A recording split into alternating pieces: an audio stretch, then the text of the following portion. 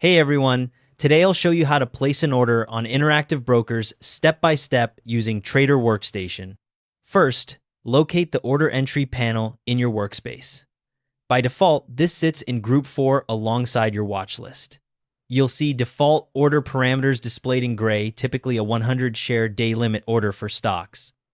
Next, enter the ticker symbol for the security you want to trade. Type it directly into the symbol field at the top of the order entry panel, or click a stock in your watch list to load it automatically. The security details will populate in the panel. Now choose whether you're buying or selling. Click the buy button or the sell button. Watch for the background, color change blue for buy orders, red for sell. This visual cue helps confirm which side of the trade you're entering.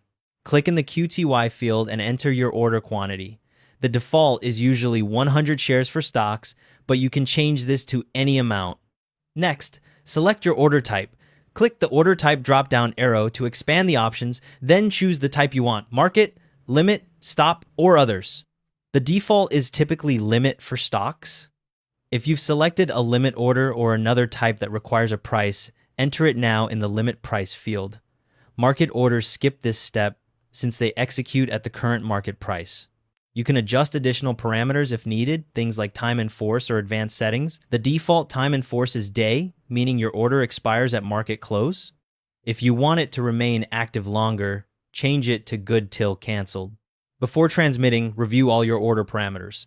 Double-check the symbol, buy or sell direction, quantity, price, and order type. Make sure everything matches your intention. When you're ready, click the Transmit button at the bottom of the order entry panel.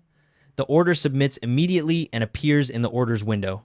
After transmission, it becomes a working order and shows up on the pending page. After you transmit, monitor your order status in the orders window. It shows all orders by default, but you can filter to live, canceled, or completed using the dropdown. The background colors in the order entry panel aren't just decorative, they're a safety feature that helps prevent accidental buy-sell mistakes, so pay attention to them. You can modify or cancel your order anytime before it executes at the exchange. And there you have it.